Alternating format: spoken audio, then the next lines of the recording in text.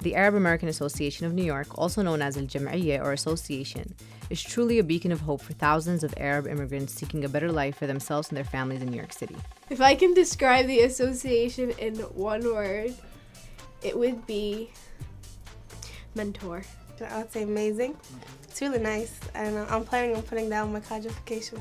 A passion of helping people. Help. That's what we offer to multiple generations of families who come in here, and I'll work with their daughters as volunteers, and their grandparents are up in ESL learning English, and their parents are working on immigration problems. The association was founded by Arab Americans in Brooklyn with similar aspirations when they immigrated here, and knew that this organization was so needed. I think it's extremely important. Without it, I don't know what Arabs would do. You can see it from the people who walk in here, and when they walk out, how happy they are that they've found a place that can help them.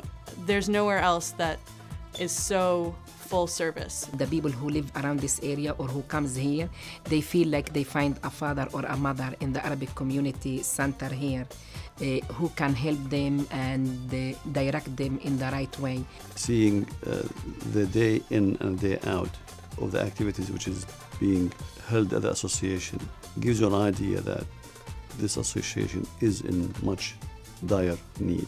Those who are coming from overseas, the main need is just kind of like a bridge and a link to basic things, necessities that they would need in the communities or to function in the community.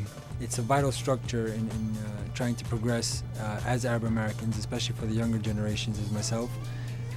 With all the services that they do provide, they still need help, they still need support. Whether you're a child struggling with your schoolwork, a mother striving to learn English to support her children's education, whether you're Muslim, Christian, Palestinian, Yemeni, or Colombian, the Arab American Association of New York is your one-stop shop. The everyday normal cases that we see as caseworkers here are the immigration cases. So you'll have someone who wants to file for their wife that's overseas, or someone who's been here long enough according to the USCIS code where they can, now apply for their citizenship. You give them papers so they could become American citizens, and that's really nice of you guys to do it. They have a lawyer who comes once a week free to give advices to the people who needs. We'll have people come in who want to file for certain things such as food stamp, unemployment benefits. For health care, for education, for colleges. People who just want to fix up their resume. People do come for the simplest things. They could basically have anybody help them with it. But the reason why they'll come to the Arab American Association is because they feel comfortable and they feel that there's that comfort zone. The Arab American Association of New York is a steadfast organization that will continue to provide service while empowering, engaging, and uniting our community. I'd say that our mission here, the reason we come to work every morning and the reason we ask people to support us is so that we can turn around and support the community. It's funny being here, and I finish my homework fast, so I get to play with friends that I don't play with at home and all that. One time I was on the bus and these women were sitting there, and so one woman was like, I have this problem and I really need some help, and she didn't really want to disclose what the problem was exactly.